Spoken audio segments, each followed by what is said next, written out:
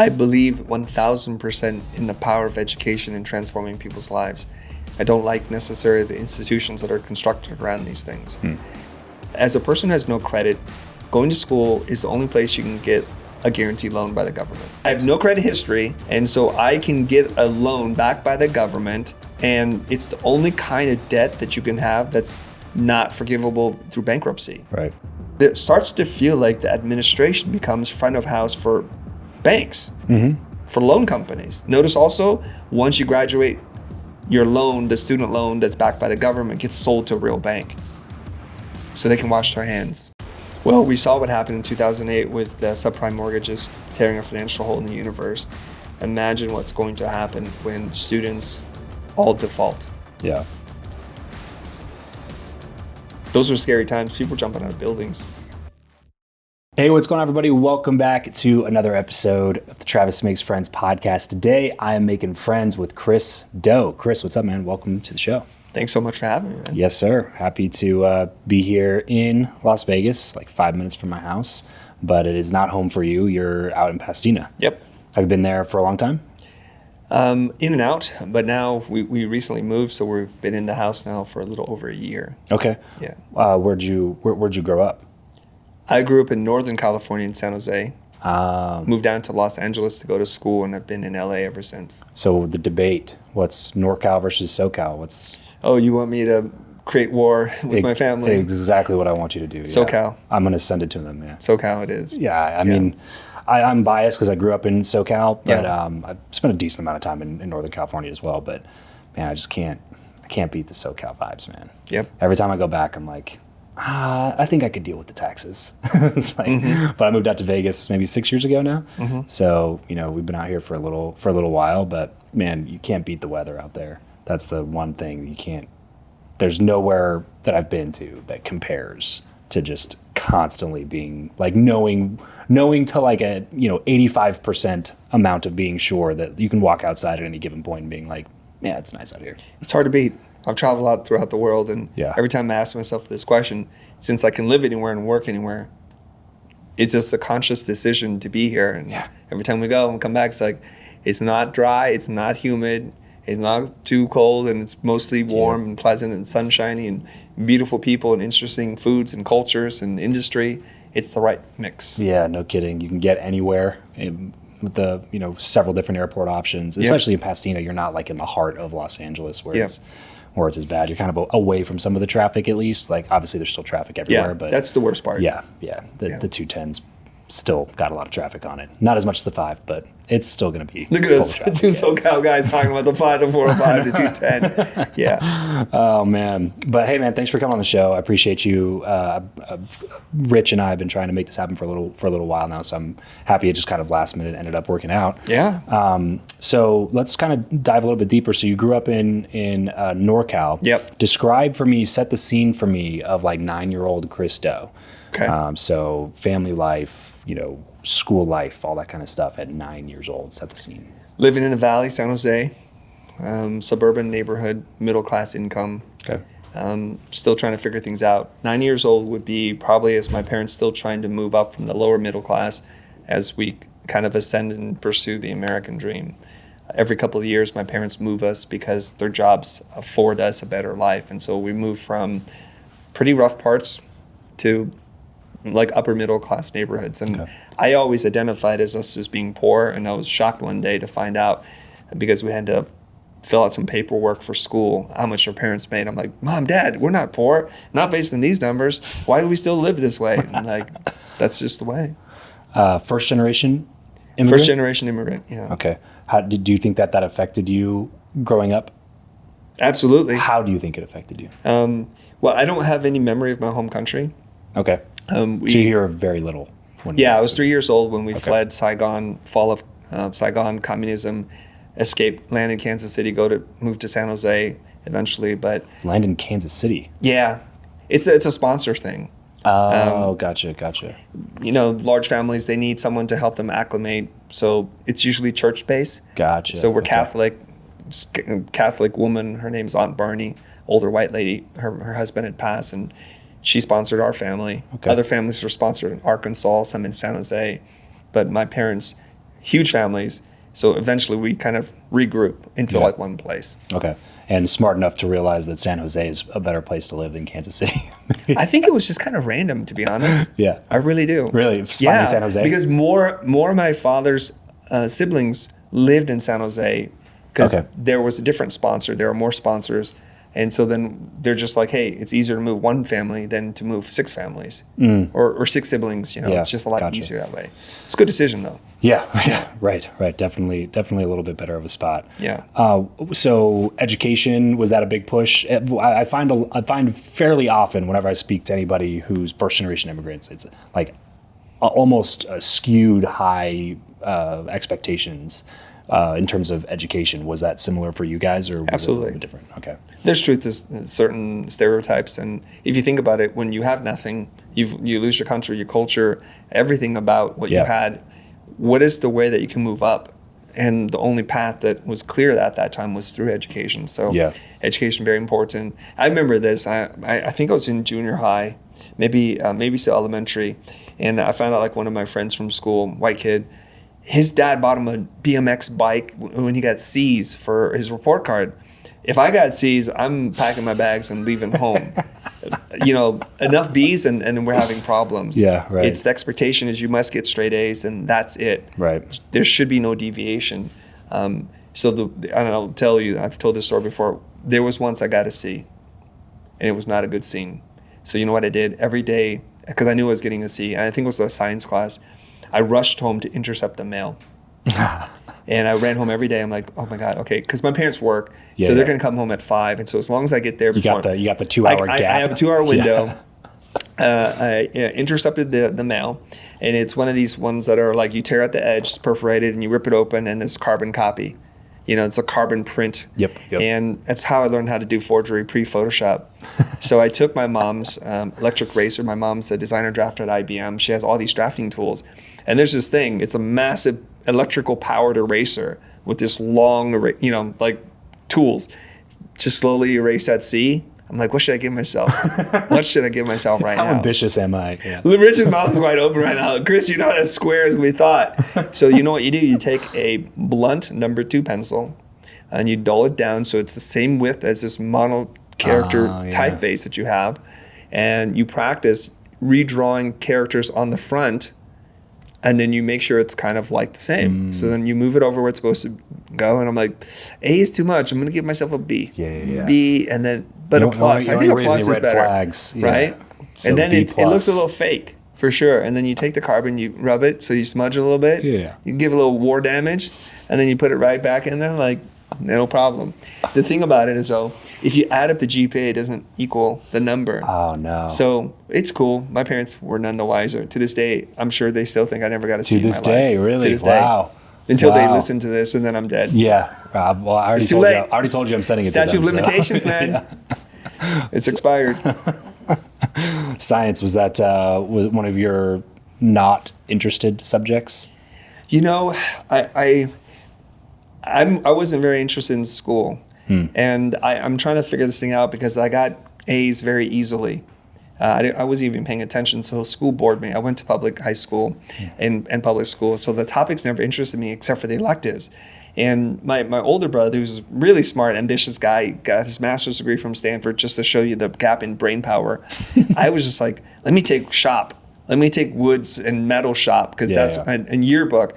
And he's like, what are you doing? These are fun. This is what I want to do. So I would apply myself to those electives, but never to the other stuff. And I could listen and pass the exam. I would do the what is that called? Crunch time studying. Sure. And I would memorize what vocabulary words, and then it was gone the next day. Cram. Yeah, I'm done. But it was easy.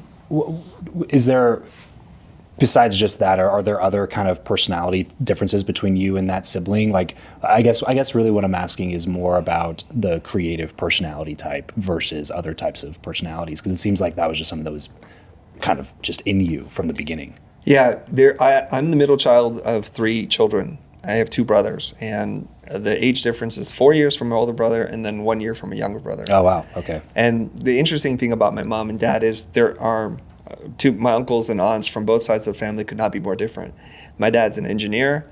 All his brothers and sisters are in Silicon Valley doing something technical, fairly stable income, doing quite well, American standard, right? And then on my mom's side of the family, they're all super like emotional, beautiful, artistic people, photographer, painter, artist, all broke, all trying to figure out life, many divorces and all stable. It could not be more different. Interesting. And then I am in the middle, but quite literally the middle of my two parents. Yeah. My older brother, super logical, computer science, software engineer, works in Silicon Valley, does really well for himself. My younger brother is a free form artist, person who never went to college. So you have a guy who's got this master's degree from Stanford and a person who never went to college, and I'm right in the middle. I got a bachelor's degree in art and design. Right. It's like at the time when you declared art as your major, what was your parents' reaction?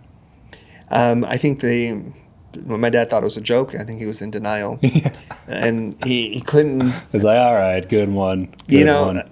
And it's not that it was my first choice either, because I applied to UCLA, UC San Diego, and Cal Poly San Luis Obispo. And I only changed it to art because I thought it was going to be easier to get into the program. Interesting. I thought I was going to still like sneak in the back door. And then I was a little shocked and scared when they said send us your portfolio. I'm like, portfolio? Yeah. Wait a minute. I have a couple of pieces, but I don't have a portfolio. So I submit my portfolio and unsurprisingly got rejected out of all three schools. And I had this little bitterness, like feeling quite dejected, thinking, my God, I couldn't get into a single school. I wish I saved the letter, but I do remember it, the one from UCLA who said, you demonstrate potential, but you're not ready. I'm like, I'll show you one day I don't have potential, or, I'm not ready. It was true. I wasn't ready. Yeah. So I went to community college, and that's like for Asian kids, like purgatory. You're not alive, you're not dead, you're just somewhere in between. Yeah, you're just acceptable. Yeah, and then you go to vocational school and become a mechanic or something, and you're the shame to your whole family. Yeah. So then what happened after community college? Well, luckily, my older brother, and he was, to me, like a surrogate father. He looked out for me. He said, hey, come to San Diego. I'm studying, preparing for grad school. You can come live here, get away. And we always use this term, the parental units, so that you can start to figure out your own identity. And so I went there and I started to enroll in design programs. And it's like this thing called commercial art. Like, this is cool. I went through an entire freaking catalog looking for something I wanted to take. So you still have this propensity toward art the whole time. Like there was nothing that was ever like to go the mechanic route or to go a different route or to go back into academics or like just art was just it always called to you. Yeah, more specifically graphic design. Okay. So there were painting classes, illustration classes, but the one I went to was like screen printing, graphic design, intro to computer aided design or something like that. That's what I was interested in. Have anything to do with your mom being in that world at all? I don't think so. My mom is a self-taught artist herself. She paints with oils and pastels. She worked at IBM as a designer drafter, working on chipboard designs. Back then, they used to do it by hand, like 1,000% magnification or something like that. And that's what she used to do. But I don't think it came from that. It's just, I didn't know it at the time, but I had an unhealthy obsession with emblems, logos. I didn't even know that was a thing. I was attracted to fashion brands that had crests. I wanted to go to Yale or Harvard because I thought, what is this cool shield emblem they got where these other schools have nothing? And I later on learned the term heraldry, and these crests meant something.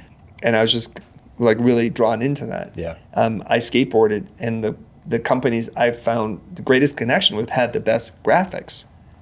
So I was into Powell Peralta, Santa Cruz Skateboards, Dogtown, Santa Monica Airlines, just because they had, and Sims, the coolest designs. And, and this is, I don't think this is unusual in that there are a lot of artists who found their way to art through skateboarding because of the design aspect of it. Really? Yeah. Interesting. Mark Gonzalez is an artist. There's a bunch of people out there that are artists. At Templeton, there's a bunch, and they find it through skateboarding. Wow, that's wild. Yeah. So you have this kind of curiosity, let's call it, about branding, design. It's not going away, and you go further down the rabbit hole through the community college time. Yeah. So then you start reapplying to different schools at this point? Yeah. So my last year in high school, now that I've been rejected out of every school, I wind up working at a silk screening shop and my boss, his name is Brad Shaboya. He's this really burly, stocky guy. He plays rugby. His nose is broken like 3 times. He has a mustache and he has a really deep voice. And he goes, Chris, what are you going to do after school? I'm like, I don't know. I think I'm going to go to arts school. He goes, well, you need to go to art centers in LA. There's all these cocky bastards just like you. You'll fit right in. I'm like, art center? That sounds like the most generic school name ever. Right. And so when my mom asked me, what are you going to do? I said, Mom, I'm going to go to art center. She goes, you are? And so it's pre-internet. My mom starts doing research, calls, and finds out the school and finds out how much it costs to go there. And she has sticker shock. And to my dad's dismay, the tuition to go to art center is the exact same as Stanford. And he's like, why couldn't you go to Stanford? Oh my gosh. I'm like, Dad, I would go to Stanford. They could accept me. Yeah. But I'm clearly not smart enough to go there. I've got a 3.8 GPA. You know, I didn't take any interesting extracurriculars. I didn't write a great essay. It's not happening, Dad. So it's one of those things where it's like, he just looked at the tuition the same. Why can't you go to prestigious school instead of going to dead-end school? Right. But I know nothing about art center school. Yeah. except for it's in LA. Except for one person had told me that's where you need to go.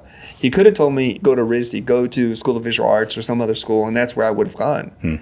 So first class, San Diego City College, Candace Lopez says, get a journal, and then write in your journal for week 2 what you want to do, where you want to be. I wrote in there, I want to put my portfolio together so I can get into art center, and that's what I want to do with my life. And she just wrote this giant thing, and I wish I had that notebook still. It's like, oh my God, this is a place for you. I will do everything in my power to help you. It's super exciting. Wow. I was probably one of the few people who wrote in their journal that had a clear vision as to where I wanted to be. Yeah. So for the next 2 semesters, I worked on my portfolio to get into art center. Wow. Okay. So that's where you ended up going. Yep. And it's a real school. Yeah. It happens to be one of the best schools in the country. Yeah. And I'm so fortunate that by circumstance, I was recommended to go to that school. Yeah. Well, yeah, no kidding. No kidding.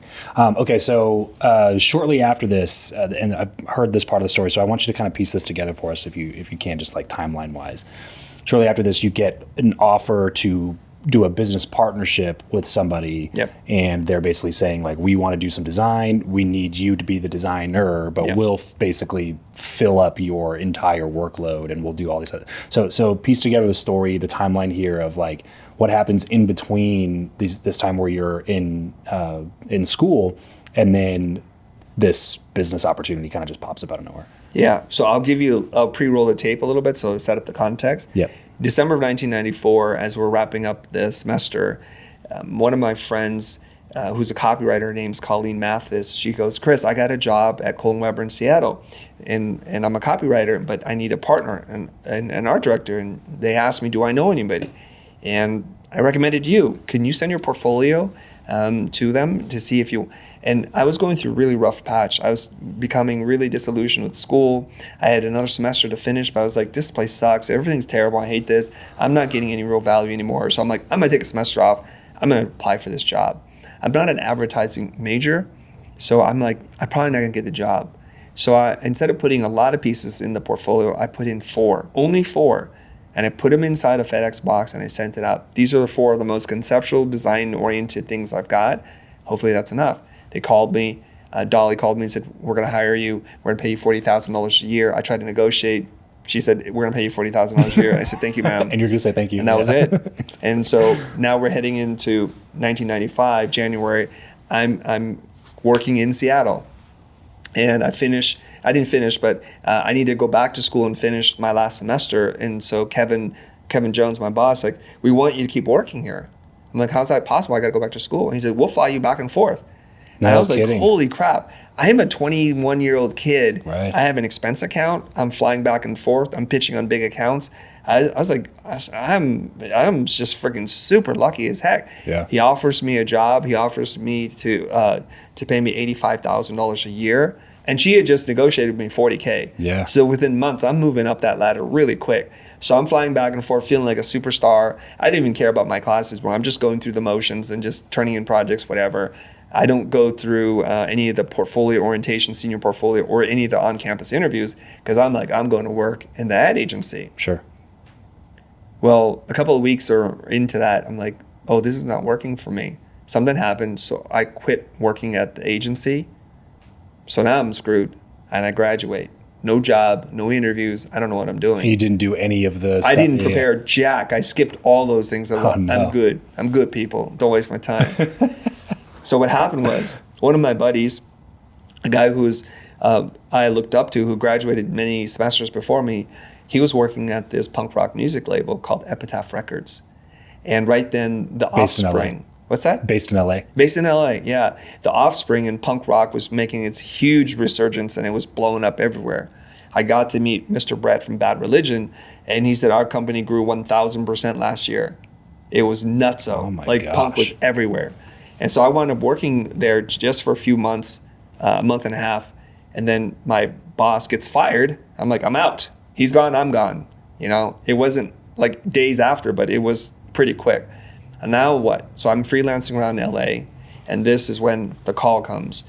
And the call comes from my uncle. His name is Michael. He calls me and he's like, I know since you were a kid, you've always wanted to start a business. Are you still interested in doing it? I'm like, heck yeah. He goes, my business partner and I want to start a design company. We run hotels, boutique hotels. I'm like, okay, write a business proposal. We'll meet you and we'll finance your thing.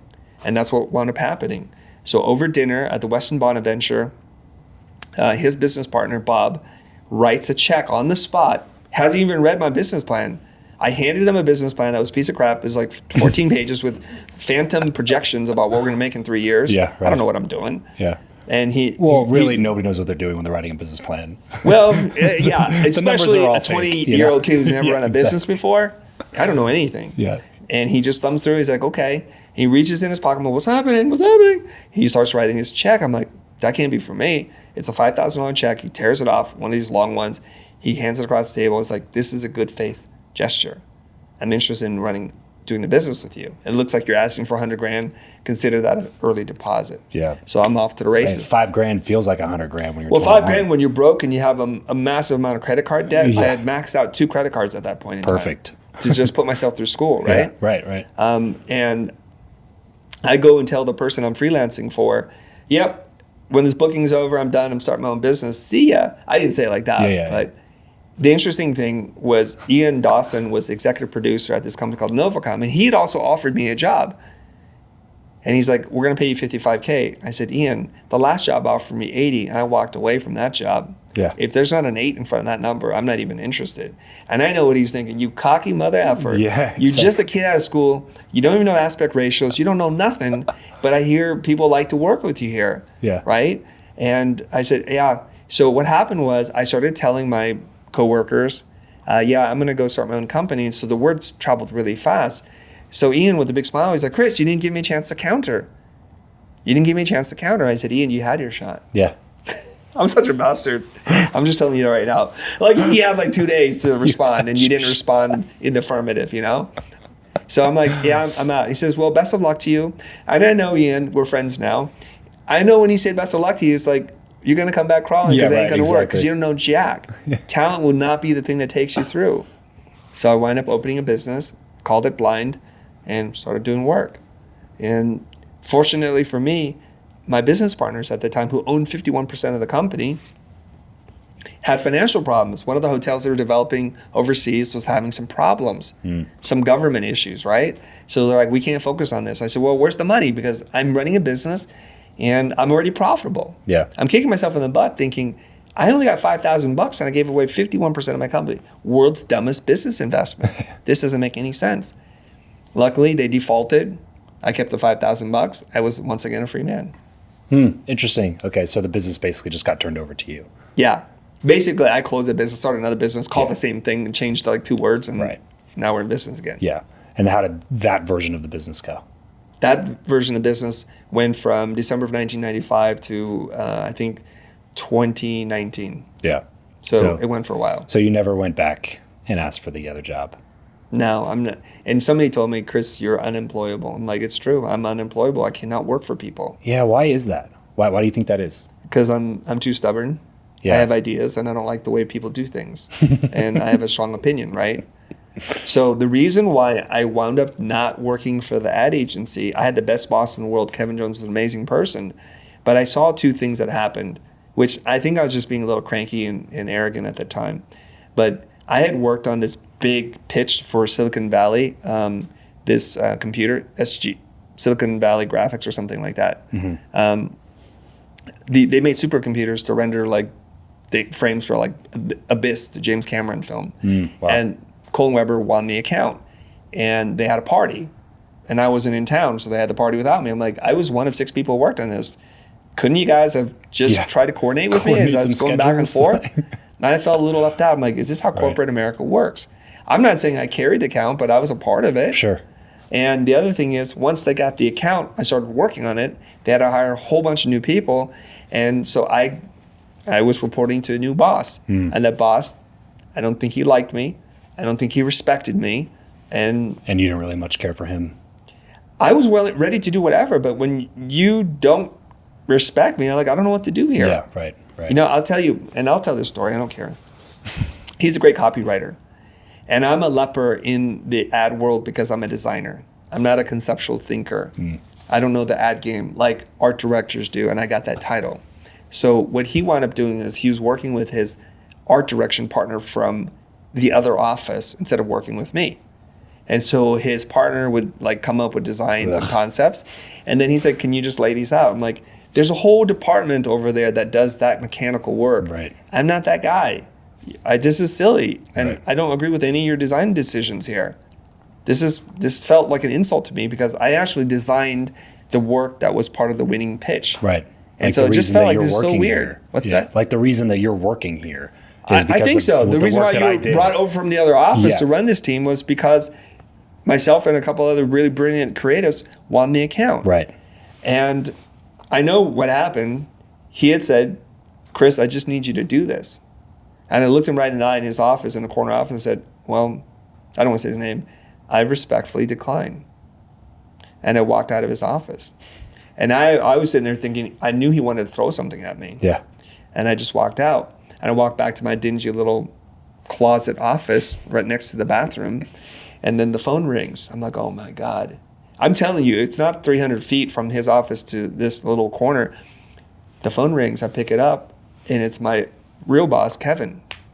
He goes, Chris, I heard what happened. I'm like, okay, fire me, dude. Like by the time you got back to your Literally, I walked back there and the phone rang. And I knew what was going to happen. You can't tell your boss, I respectfully decline. That's like giving him the one finger salute, right? That's an act of insubordination. I'd fire me. So the phone rings, I'm picking up, I'm like, he's like, I heard what happened. I'm like, yeah.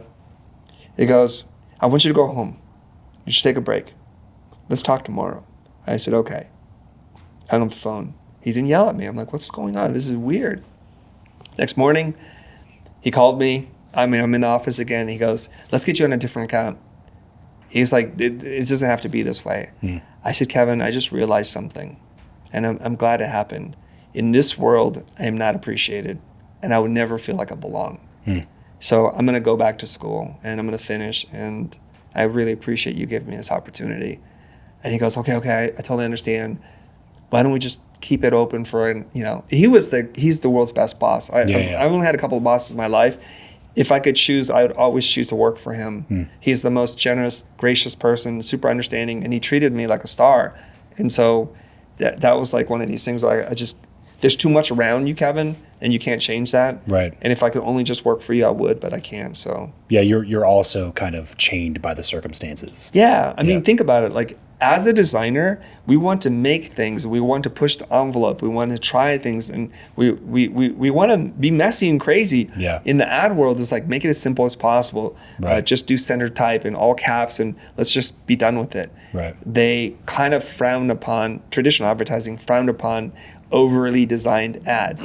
There were a couple of agencies, however, that were groundbreaking, that worked with designers and pushed them to the front. White and Kennedy, who does Nike work, Crispin Porter Bogusky, who had this superstar, Alex Bogusky. There were a couple of agencies in America that were pushing the edge. European agencies were already doing this. So America was like, Futur, condense, bold, all caps, on a white background. Just do that.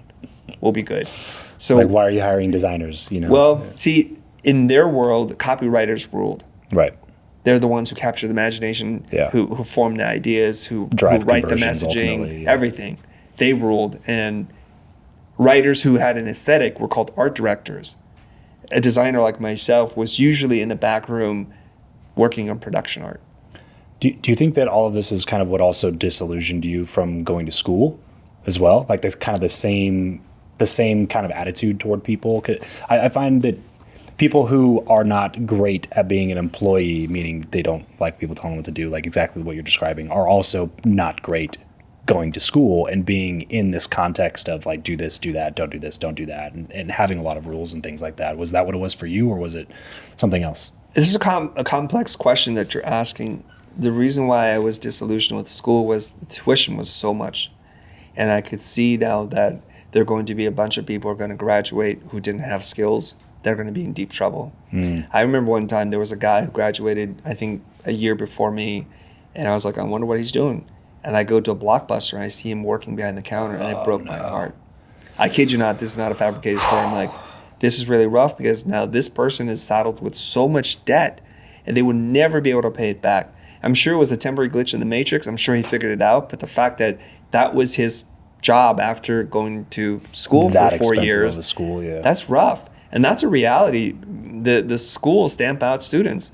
And that's okay when it's being paid for, but when you pay for it, that's not okay. Right. And so that's the problem. And I saw that now that I was more informed, I saw that there was a shortage of high quality teachers. And so the teachers I really looked up to were just a handful. That was problematic. I think I will follow orders if I'm inspired by the person who's leading. Yes. Because when I freelanced, I worked for Kyle Cooper, I worked for Garson Yu, and they were with a company called RGA, then later on became Imaginary Forces. And I never met designers in the field that knew more about design and type and design history than these two guys. Yeah. And then I'm like, oh, this is where I was meant to be. Yeah. Because this is one of those things that the type nerds in the audience are going to understand. When Garson told me to typeset it in Bembo, but not Adobe Bembo, but Bertard, I don't even remember the foundry name. Like, he wanted that cut of Bembo. I'm like, holy crap. Right. You're that specific. And he would whip out an old book and say, you see how these letters are different? Redraw the letters so it matches this one, the original cut, and not that junk font that everybody's using right now. That's when I'm like, this I can follow. I will go into shark-infested waters with you because you know what you're doing. I'm going to learn a lot. That's exactly describing my attitude toward most authority. It's like, if you're just authority for the sake of being authority, then we're probably not going to get along very well. But if it's like, you hold this position and I respect the way that you, like who you are, the way that you got it, the knowledge you have, then I'm totally fine to be under you or to report to you or take orders from you even at some time. You know, it's just like, you got to be able to respect the person that's throwing the orders down, or they're just going to piss me off more than anything else, you know? Kyle and Garson went to Yale to go to design school. They studied under the design legend Paul Rand. They had Armin Hoffman give lectures there. Like, the people I saw in books, those were their professors. Yeah. Yeah. So this was ridiculous. So there's a lineage here. I'm like, wow, their knowledge of design, their eye for details surpassed mine. So I'm going to learn here. Yeah. Or I'll die, but I'm going to learn. And so they taught me a lot. So did you feel like you got what you needed to get out of school? That's a loaded question. I would not be here today if I didn't, but that doesn't mean that it's a good they idea. could have done more. Yeah, because obviously you run an education company. You're highly ingrained in education. You believe a lot in education, and you are a master educator yourself. So there's a tie to really good formal type education, but just not in that context, or maybe not for every person, or not that expensive, or kind of like what, because I art being one of those things, there's, that plus 80% of other degrees that are just, that, like you said, people are just saddling themselves with excess debt. They graduate with a mortgage payment, and then they get a job that doesn't allow them to pay anything on that mortgage payment, which they can't file bankruptcy to get out of, even if that was an option. So where do we go from here? As an educator, as somebody who, like, you're not somebody who's just tearing down education and being like, oh, everybody should, go into plumbing or whatever. It's like, as an educator yourself, what's the solution? I believe 1,000% in the power of education in transforming people's lives. I don't like necessarily the institutions that are constructed around these things. There's a couple of like funny coincidences, and I just want to point them out. As a person who has no credit, going to school is the only place you can get a guaranteed loan by the government. Wow. Isn't that weird? Think about Wild. it. I have no credit history, and so I can get a loan backed by the government, and it's the only kind of debt that you can have that's not forgivable through bankruptcy. Right. This is a weird thing now. So I'm not specifically pointing my finger at any specific school, but it starts to feel like the administration becomes front of house for banks, for loan companies. Notice also, once you graduate, your loan, the student loan that's backed by the government, gets sold to a real bank so they can wash their hands. Interesting. That's what literally happens. Okay? Your loan is sold to somebody else because they buy it because it's money for them. Yeah, of course. Of course. So it's kind of an interesting thing. And it's a very interesting thing, especially when you consider the tax advantages that institutions have, the endowments that they sit on. There's so much corruption that goes on in a lot of these places, and it's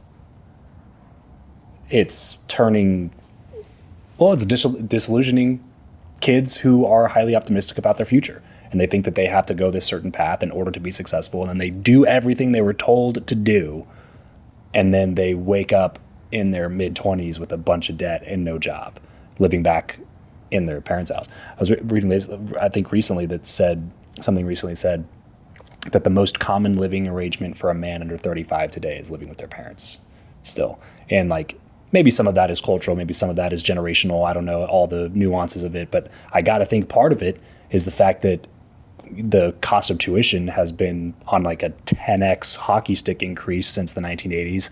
And the average salary of a college graduate has been doing nothing but going down for the last couple of decades. It's got to be a factor. It's like how is it not being addressed is my question. Well, we saw what happened in 2008 with subprime mortgages tearing a financial hole in the universe. Imagine what's going to happen when students all default. Yeah. Those are scary times. People jumping out of buildings. Right. Well, and then, yeah, it just seems like such a half-ass effort by people to fix the problem. They're just kind of like, oh, let's throw a little bit of money at it. Oh, let's talk about it during the election cycle, but we don't really do anything after anything that happens. And it's just, yeah, what are we doing here, guys? Like, so here's what I believe. I mean, I believe in capitalism and not government to solve these kinds of problems. So some capitalists will step in and say, you know what? I made enough money. I'm going to go invest. I'm going to try to develop a program that's good for everyone, good for teachers, good for students, good for the school. I think there's a win-win scenario here. I'm not a guy who's like throwing stones and without solutions. Like I come with solutions, but when you understand how large organizations work, then you understand why nothing can ever happen. Mm-hmm. Have you ever served on a board before? I have not. Okay, so I explain it to people because I know it's easy from the outside. It's like, wow, why don't they just change it? Well, when you serve on a board, you understand. So boards are elected to help govern an institution, an organization, right? Mm-hmm. And they are financially and legally bound to govern correctly, okay? So there's a president that serves at the whim of the board. And the board is a group of people. It's usually not less than 4 people, and it could be a whole lot of people, but they have different interests, and they are usually voluntary board members. Some of them get paid, and they're there because they have some kind of stature in the industry. They have money. And so what they do is any risky decision that the board approves, they are liable for. Just remember that, okay? So there's a radical idea that's being proposed by the president. They have to ratify. And they have to approve. And if they approve it, it means if this is the thing that sinks the entire institution or organization, you are liable. You're the board that ended this whole great thing for 300 years. You're the ones who screwed it up. Interesting. So what the board adopts is the mindset of killing ideas. Yeah. Because if you do nothing new and it dies, that ain't your fault. Yeah, right. Society changed. Opportunities changed. New threats. We couldn't have seen it coming. That's why. Yeah. I've served on a couple of boards. Every time we try to do something, it moves at a glacial pace. Yeah. Because it's risky. Yeah. So then, is it just a generational thing? Are we just gonna have to let it die down? Because I feel like this is the first generation this is the negative effects of higher education are coming out. Before it was like everybody agreed. It was consensus. where it was just, you got to go to school. If you want to get a good job, you got to go to school. And if you don't go to school, you'll be fighting against that lack of degree for the rest of your career. Now, even with massive tech companies coming out and being like, oh yeah, you don't need a college degree to work here anymore. That happening, plus the rise of tuition, plus the lowering of salaries out of college. There's so many things that I think are changing it. So do you feel like it's just going to be a thing that people are just going to maybe stop recommending at some point? Or because it seems like the schools still want to continue pushing it. And I'm asking this almost also as a dad, by the way. I got 2 small kids, and I think about this stuff all the time. Because I'm an entrepreneur. I have never had a job myself. I've always just done stuff and made money and started businesses and done this thing and that thing and whatever. But I also know that that's kind of a personality thing sometimes, and maybe my kids don't want to do that. Maybe they do want to go get a job, and maybe they do want to work this type of a life or have this type of a lifestyle or whatever. But I'm just trying to figure out the best decision for them, as a dad, to be like, well, maybe you should consider not going to college. But then even for me, even to say it out loud is I don't know, am I screwing up my kid for the rest of their life because I'm going to encourage them to not go to college, and they're going to be like, I wish my dad would have encouraged me to go to college because now I can't do this path that I wanted. You know what I'm saying? So I'm asking as a general cultural thing, but also with the context of I'm looking at it as a dad as well. Yeah, I don't know how old school systems are. They're hundreds, 2,000-year-old. I don't know. Yeah, it's old. Some of the historians tell us it's part of the British Empire that our current education model is built on to create human computers. Literally, that's how it's described. Where if you're fighting in the trenches in Africa and you died, they can just pull another human, drop them in, and they could do the same job again. So it's not made for critical thinking, for taking risks. It's just you're just a cog in the machine. Yeah. And that's what we've inherited. So I don't know, how old is the educational system in America? A couple hundred years? Yeah. 300? Mm-hmm. How old is America? 1776. That's what I was doing in my mind. I don't know the math. I can't figure it out now. Not while I'm talking to you. 250 years, something, right? Yeah. Say 250 years, right? If it took 250 years to build the system in America, it's not going to be 2 years to take it down. Right. It just doesn't happen like that. Mm-hmm. Unless people like Bezos or Musk get involved, where they have so much capital and they know how to run big things, and they can change it. Because one person can change things, given the right circumstances, right? So at least I don't think it's going to change. What's that? At least offer a decision. Yeah. Where somebody like that could step in and be like, well, now you have this or you have this. What we're saying is choice. Yes. And I believe we can have choice at very small scales. But a lot has changed in the world since those 200 plus years ago. We have the internet. We have other educators who are credible, who are using these open platforms to teach. Yeah. Hence, the institutions can say, well, maybe you don't need a degree anymore. Yeah. And then what we started to realize is a degree is a poor estimation of a person's knowledge and skills that can be applied, right, or their character. But it's shorthand, and we're a lazy group of people, so we're like, that piece of paper from that company or that organization says you did it. Great, welcome aboard. Right. The smart organizations like Google make you go through 20 interviews. Yeah. So in the interview process, you either know what you're talking about or you don't. Mm-hmm. And they're very good at finding talent. Yeah.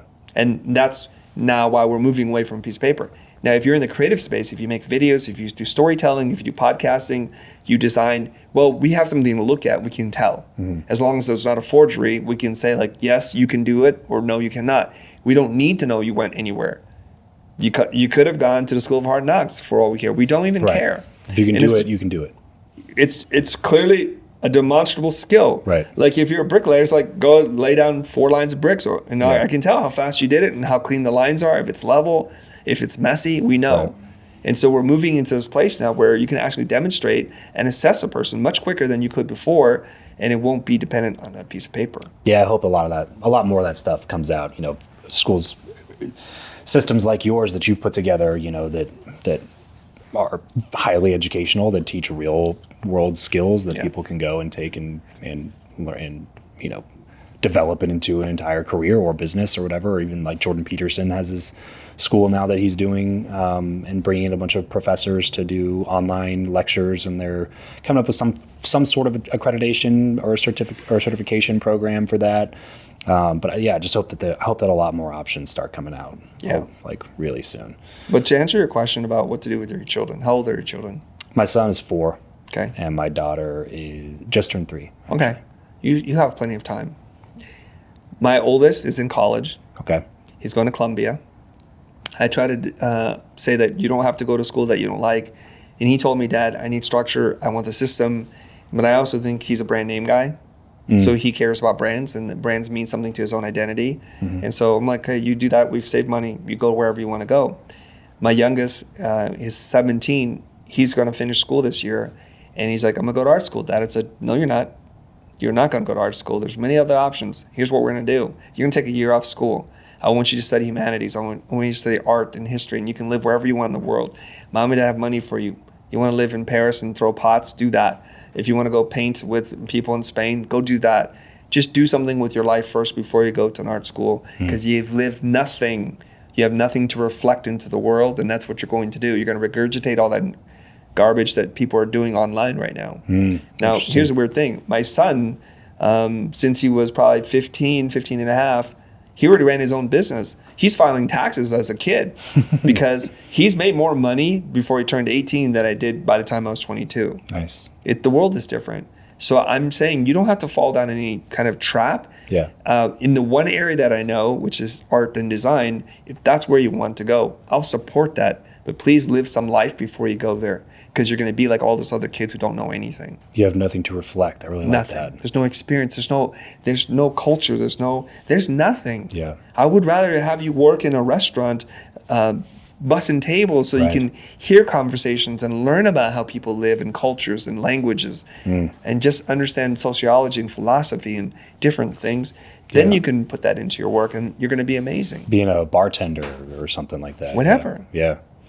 Well, I guess I got some time then to think about it. I think you have a lot more options. Yeah. But my whole thing is, I have a philosophy.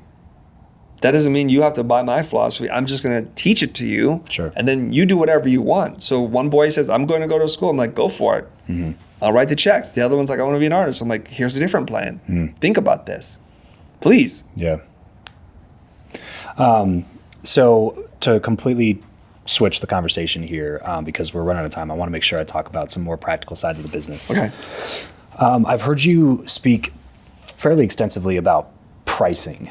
And since I have a larger entrepreneurial crowd, I'd love to hear overarching philosophy and a couple of practical tips or advice that you have for people that really struggle with that part of their business, people who struggle with charging what they're worth, or people who tend to constantly be broke, but not from a lack of work, just from a lack of being able to say no, or being able to sell at a higher price, or being able to confidently state what they believe they're worth.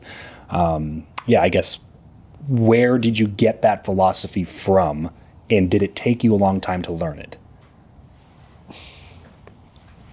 I think in life, when you're set off in the right direction, everything becomes much easier. So what I'm about to tell you came from just being very blessed and fortunate to be exactly where I'm supposed to be to do this thing, right? So I get out of school and I'm able to do freelance work pretty quickly. And it's not great. Like I'm literally designing bank brochures where they're paying me $30 an hour. I'm like, I'm going to kill myself. This is terrible. I did not go through this whole program so I can design bank brochures, like trifold brochures. What the hell?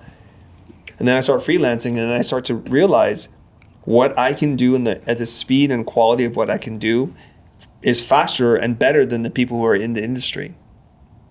And my bosses recognize it, whether it's on a freelance basis or with Kevin Jones or somebody else or Kyle. It's like, we want to give you this assignment because we like the way that you look at the world. So immediately I can see, like, I'm not going to charge what they charge because I'm better than them.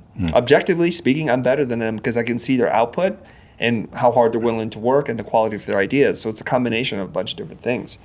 So now I'm in this mindset where, hey, I don't have a lot of living expenses. I don't buy anything. I don't eat anything. Yeah. I'm in a loft. It's $1,200 a month, and it's wonderful. So aside from go and get a burrito at the taqueria, those are all my expenses. Okay, as long as I can pay off my student loans, the minimum payment, pay rent, I'm good. So that gives me a lot of power to say no. Yes. So people come knocking, I'm like, do you want it? Nope. Do you want nope? These terms? No. No, I would say politely, professionally. Of course. Not for me. I got a bad vibe about it. Nope. Even when you were first starting out, even like this is early 20s. I'm just fresh out of school. Yeah. I'm saying no. And So what happened was I was freelancing at this place called Novacom when I got that call, start your business. So I told them, I got to go. Gone. So I'm starting my business now. I have no clients. You know who called me? Kevin Jones, Novacom, Imaginary Forces, all the places I'd been. So that's the first lesson for all of you. I don't care how old you are, wherever you go, do the best job you can, regardless of how much you're being paid, because what's more important is the reputation you leave behind. When you do that and you leave on good terms, when you leave gracefully, they will give you work. So my first clients were all the people that I had previously worked with, naturally, because I don't know anybody. Okay? So some art director from Novacom, Lewis House, calls me up, and not Lewis House, Lewis Hall. Lewis House is a different person. Lewis Hall calls me up and he's like, hey, Chris, can you design some logos for this channel? I'm like, sure, it's going to be this amount. He's like, okay. Now that amount that I asked him for was more than what it would cost me to hire someone else to do. So I'm like, okay, I'm going to call my former roommate. He comes in like, hey, you want to do work? How much you charge? I can't remember what he said. Let's say it's $30 an hour. I'm like, fantastic, you're hired. So I'm paying him $240 a day. I'm probably getting paid $500. Yeah. And so naturally, everybody's like, well, it's not your work, Chris. I'm like, I know. So he could do it to this level through art direction, literally saying, hey, let's try these ideas, and I got some sketches, and I'll work on some things. I could cover the difference, but not spend the same amount of time.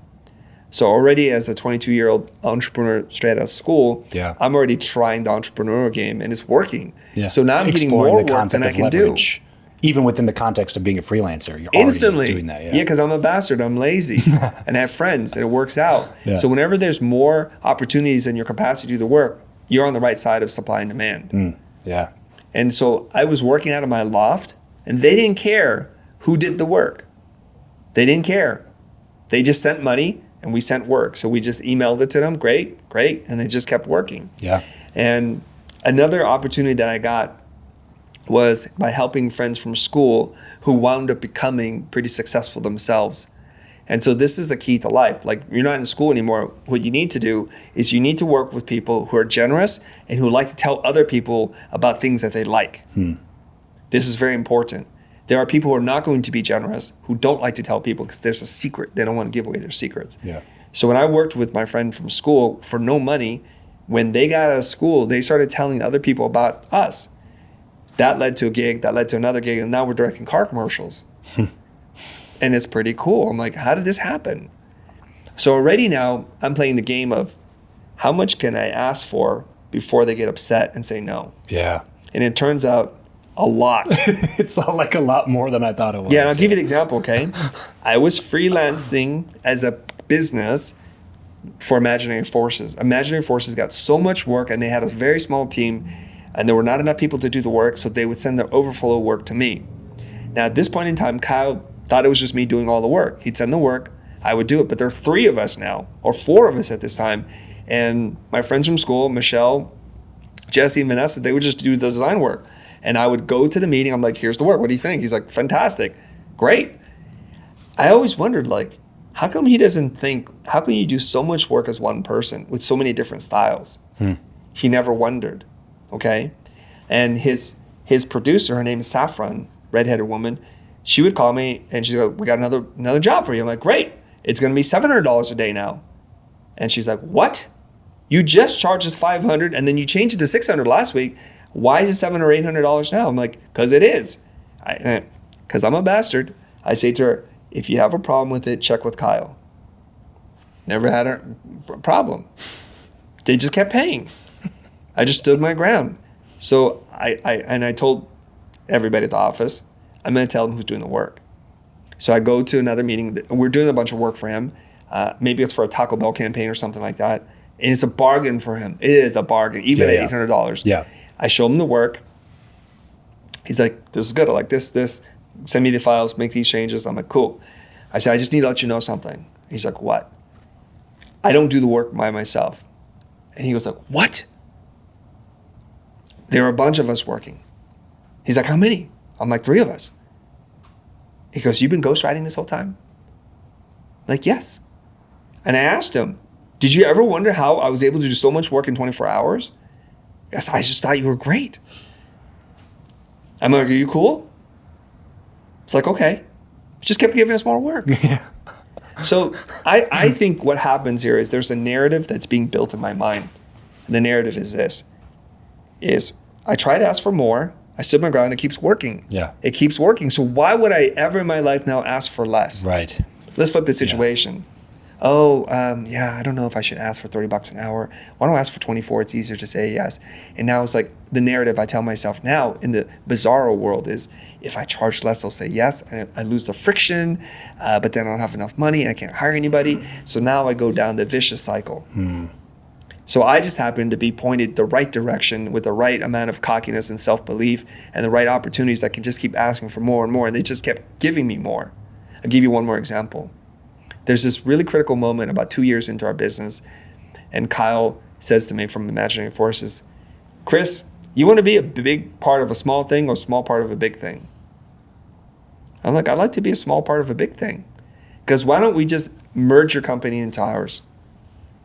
I'm 2 years out of school, a year and a half, and already the preeminent main title designer in the world who is credited as having a resurgence of main title design, the Renaissance, he's in the history books and he's only been doing this for a couple of years, is offering to buy my company. And he's like, how much do you want for your company? $1 million. He goes, what? I'm like, I love what I do. If you want me to come work for you with my entire team, I got to make it worse for them and my partner. It's $1 million. He goes, that's a lot. It's a bargain. He didn't say yes. Later on, he's like, I should have bought you. It was cheap. Right. And this is where I developed the philosophy. The price I give you today will always be the cheapest price. Wait till you see tomorrow's bill. Yeah. It'll always be more than today. Yeah, there's a great line in The Alchemist that talks about that. Have you read that book or know the Are you talking concept? about Rory Sutherland's book? No, or no. Or the fictional novel? Yes, The Alchemist. Okay. Correct, yeah. And I'm going to completely butcher it, but it was essentially exactly what you were just talking about, where this guy had done something for the main rich guy in the story, and he was like divvying out money to people, and he gave him an equal share, even though he had done like a smaller amount of work or whatever. And the guy that gave it to was like, oh, you gave me too much, you overpaid me, or you gave me too much for what I did or whatever. And he said, keep it and then take this lesson with you, which is basically, never ask the universe for less because it might just answer you or something like that. It was always like that is a very fair point. And to your point in talking about that, like it puts you in that negative spiral where you start believing you're only worth $24 an hour. You're not really worth the $30 an hour because that's what people say yes to. And then you can't afford to hire people. So you just have to do all the work. So now you're overworked and you're underpaid just because you didn't just go ask for what you thought might have been just a little bit more. And then the standing your ground thing too is like, that's the difference just between objections and complaints. I think a lot of people instantly go to lowering prices as soon as they present price when they encounter any friction at all.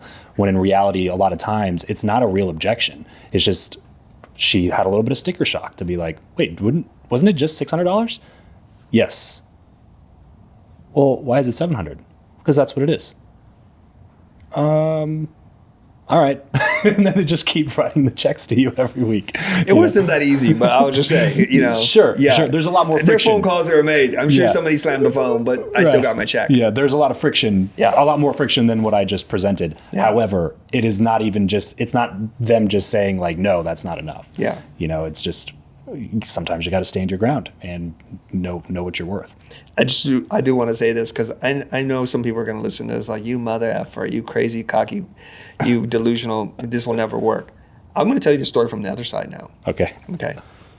We were working on this job for a national baked goods company, let's just say. Huge 6-figure job. And we're having trouble executing on this idea. We sold them an idea that we brought in teams of experts and they just couldn't do. We had 7 people working on doing a test that the clients, and we were ashamed of showing the test. It's not right. And so I'm scrambling. My team is desperate. It's not even my gig. One of my guys is directing the job, and I'm making phone calls. And I find this guy, and he's a particle specialist. Okay, he does particle simulations. Like, in Roland Emmerich's film The Day After Tomorrow, and buildings are collapsing and tornadoes are ripping through and there's like tidal wave. That's not water, those are particles. Some genius guy or gal is in there programming and just running simulations so that it looks like water knocking over cars, because you can't animate that stuff. You can't. So I get this guy's name and number. His name is Riff Dagger. Super interesting guy. I'm calling him. Also a dope name. Riff Dagger, dude. Come on, guys. Riff like Dagger. You just made that shit Yeah, up. like Rip Van Winkle and then Jack the Ripper. Riff Dagger is this guy. And I call him. I'm like, hey, we're having some problems with this job. And he goes, let me guess. And he guessed every single freaking problem that we had. I'm like, oh my God, please tell me you're available. Yeah, right. Here's what he said. I bet you have a whole team. And they're used to working with large pipelines with technical directors to solve all their problems. And it's taking too long to get a result. And they're just saying they need this and that, more render power. And they're just giving you a lot of reasons. Is that right? I'm like, oh my God, are you here? Are you in the room? Right. I'm like, yes, that's the problem. That is the freaking problem. Okay. He goes, I'll tell you what, don't pay me anything. I'm going to run a test. You look at the test. It'll be in your box in 2 hours. I'm like, what the fudge? There's no way you could do this in 2 hours. I didn't say that out loud. Yeah. So I wait, and bring, here's the file. I'm like, oh, this isn't working for me. And he goes, okay, sit there, hold on. Another file appears. I'm like, how is he doing this? Yeah. We have a team of 7 or 8 people that takes 3 days to turn around one test. Wow. He's doing this, and get this. He's like, I'm sorry, I'm not, I can't really hear you right now. I'm at my mechanics. I'm in the auto shop right now. I'm like, he's like not even in front of his desk. He's not even in front of his computer. And he's doing this. Do you know how he's doing this? And this just like blew my mind. He was using his Android or his iPhone to remote log into his desktop, which is connected to a massive computer render farm. He was instructing it with code what to do. So he's like, wow. Okay, change the parameters. And because he's a math, physics, computer guy, he's not using software. It's his own thing. Wow. And so it's highly optimized. He's like, they're using too many particles and they're not putting a bounding. I'm like, well, I don't know, but this is working. Yeah. So he goes, what do you want to do? I said, I need to sleep on this.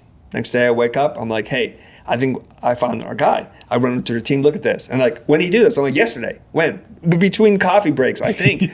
I don't know. And like, I think we need to go with this guy. And so this is crazy. We fired the entire team.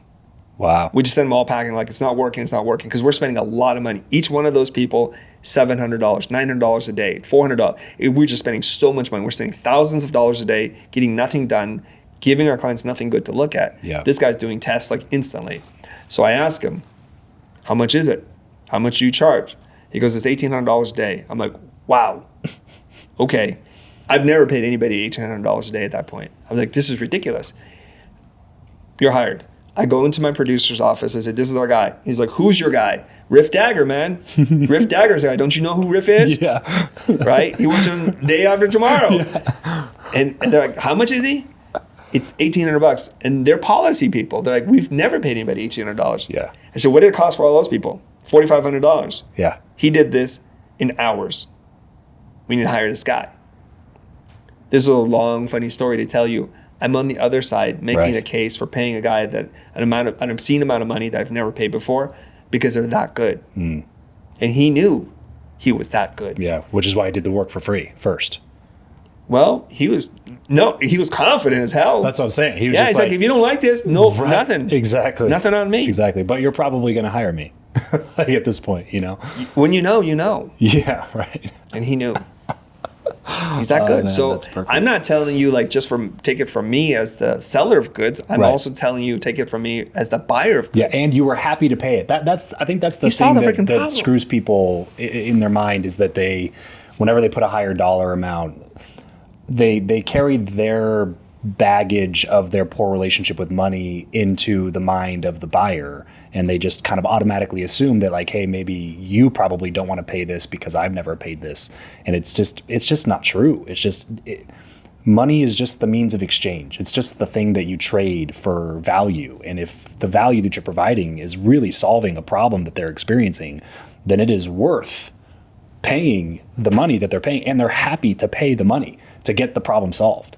And I think that like really screws with people's minds sometimes. They think that they're almost like taking advantage of somebody by raising their prices or by sticking by their price or whatever. And it's like a lot of times it's just not true. You're casting your own view of the situation onto the other party without giving thought to how hard it was for them to solve this problem to begin with. There's a word for it. It's called projection. You take your life values, your sense of self-worth, and you project it onto other people when we know that no two people think the same thing. Yeah. You take your poor relationship with money, your poor evaluation of time and value, and you project it onto the person sitting in front of you. So if Riff had an unhealthy attitude about his own life and his own circumstance, he would have said, $400, Chris? I'm like, done. Yeah, right. When in our world, we were spending so much money. Well, what you don't understand, too, unless you've worked in visual effects, the 7 or 8 people that we had working on this project, I had to rent 7 or 8 supercomputers. I had to hire an IT team to set them up. I had to rent software to run this thing and to rent these render blades. Wow. In the cloud and in the back room. We just returned all of it. We're like, we're canceling all of it. We don't need this. We got the machine here. Riff. And he did it. Yeah. He did it. Now, Riff is a character. I mean, I'm not saying like he was perfect. Yeah, He's an awesome human being. But there's a price to pay for his genius. Because when I met him, I'm like, yo, you're 45? He's like, dude, I'm 28. I'm like, oh my God. There's a price to pay. There's a price to pay. It aged him. I'm like, wow. And he goes, I know, bro. You are much older than me and you look younger than me. I'm like, yeah, because you're burning a candle from both ends. Yeah. Which is like a line from from Blade Runner. Yeah. Rutger Hauer, the candle that burns twice as bright, burns twice as fast. The Tyrell Corporation. That's so good. Okay, so I want to wrap up the story here. So you mentioned earlier this company ran from 2005 to 2019. Is this 1995? 1995, sorry. Yeah. Yes. 1995 to... So 25-ish years. And the reason that it stopped was that you were getting too heavily involved in education, essentially, and your team was like, hey, maybe we should stop doing all this other work and we should just really go double down on this piece. Is that correct? Yeah, more or less. It was a question of, Chris, what do you want to do? Yeah. Does this still excite you? I'm like, it doesn't excite me. Does it excite you? No, it doesn't excite us either. Let's all go over here. Let's leave the golden goose and let's jump on the pirate ship and see what happens. So how did the education begin then? What do you mean? Like, you got to that point. Up to that point, you were already doing education. Yes, I'm running 2 companies in parallel. Correct. So I'm saying, like, what made you go, I should start teaching this stuff? At the very beginning? Yes, or like the beginning of the education company. Oh, it was because one of my friends from Art Center said, hey, I know you want to be an educator. Because I had been teaching for 15 years at that point, but at the private art schools. Oh, gotcha. People don't know that, Gotcha. right? So I'll explain it a little bit. So okay. his name is Jose Caballé, and he comes over to me, and he's like, I know you're interested in education, because he had seen some posts I'd been making about running workshops. He goes, I've been running an education company. I know how to do this. Let's join forces. We partnered up. We started this company called The School. And we ran the school for 2.5 years together until we couldn't run it together. I'm like, I got to break up with you. He's like, okay, cool. We separated. I started The Futur. Yeah. And he's the one who got me into going onto YouTube and creating information products and moving away from a one to few to one to many model. Okay. And I'm an operator, so I'm like, let's go. I can make this work better and faster. Let's keep going. And he was like, I don't like the way this is going. I'm like, okay, I think we need to separate then. Right? So then the Futur now is, as I understand it, and correct me if I'm wrong, is an education platform that helps people do the thing that fires them up for a living, essentially. It's not like a design school. It is. It's hard to put one label around it. Okay. What we do is we look for gaps. What's the gap in the market? Okay. And we try to fill those gaps. So in the beginning, we thought it was design-oriented courses. So we did typography, we did user experience design, things like that. And people would buy those products. It's fantastic. It's working. And then we saw, like, wait a minute. If you know how to do a skill, but you don't know how to sell a skill, what's the point? So then we saw a gap in the business part of it, and we wanted to go and cover that. So we started teaching negotiations, sales pricing, those kinds of concepts. And then that started to take off, and that's what people now know us for. Gotcha. Okay. So I know there's a bunch of internet trolls out there like, First of all, like, this kid don't know how to do anything. I bet she's never done anything. I'm like, I'm not a kid. I'm 51 years old. I've run a company longer than you've been alive. Yeah. That company has grossed over $80 million. The second company is on its way to doing that too. So I do know something. And the thing that most people don't know is that I taught at the private art schools for 15 years before I even made a freaking video on YouTube. Yeah. Yeah. So when you see me like doing whiteboards and like explaining concepts, there's a reason why I know how to do that, because I put in the reps. Yeah. You built every skill along the way, along the journey. Yeah. I mean, if you're working with 8 students in a classroom for 5 hours, you either get good or you go home. Yeah. Right. Because they'll fire you. Right. And you won't enjoy it. Yeah. It's not fun to do something you suck at for extended periods of time without getting better at it. Yeah. I'm speaking from personal Without experience. making progress, yes, for sure. Okay, so now the future is 100% what you focus on. So you basically were Yes. like, all right, well, let's go ahead and shut down this part. Was that a difficult decision after doing it for 25 years? It was a difficult decision for about 24 hours, and then it wasn't. Really? Okay, so Yeah. no like mourning period of like, that's, goodbye to my child, my business child here. You would think that it would be more painful. And if I had to shut down Blind as a company without this other thing I'm super excited about, I think I would have to mourn. I would probably feel like I'm a failure, like I couldn't make it last forever. I couldn't adapt to the market forces and be current and relevant to the industry. I would probably feel that. I'm not going to lie to you. Yeah. But I don't know how else to say this, but it's like, if you have a beat up car, but you got a better, cooler car, that's the newer model, like, okay, you serve it's your purpose. Thank you. I'm moving on. I'm ready to go in the new car now. And the new car has bigger wheels and a bigger engine, and it's electric or whatever. It's like, let's go. Yeah. And so we moved over, and immediately after we said we're not going to take on any more client work, one of our favorite clients on the best project that we could ever hope for, a video game company, said, hey, we want you to work on this commercial. And that was the true test. Words are cheap. Yeah. Until you have to actually lose something and sacrifice something, Right. It's just words, right?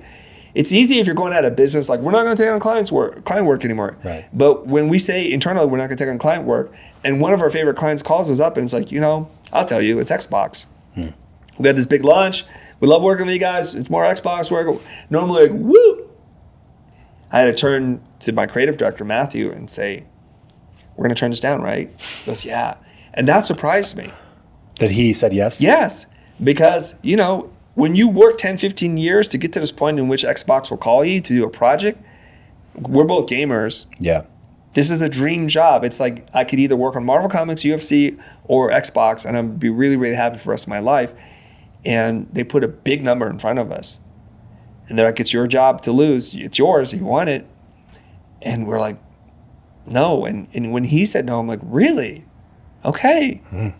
It's a $400,000 job. Gotta really believe in the new mission. I mean, nowhere in my life is $400,000 an insignificant amount of money. Sure. And then we said no. They tried to convince us in many different ways. And then they came back with an even bigger job. I'm like, no. The second no was even easier, despite the budget even being bigger. Yeah. We're like, no. So then they offered to buy the company.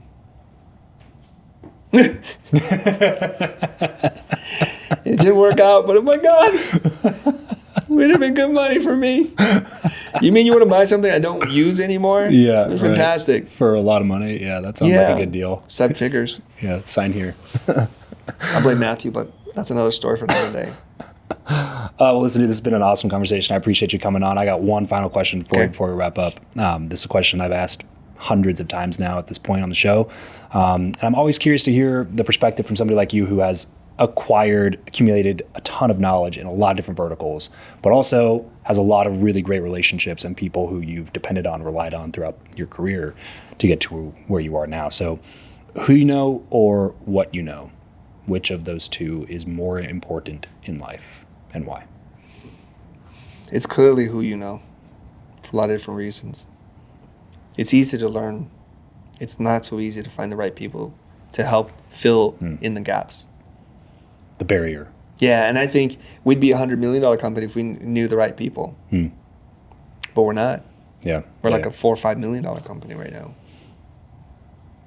Great way to wrap up the show, man. Appreciate you coming on. Thank you. Christo.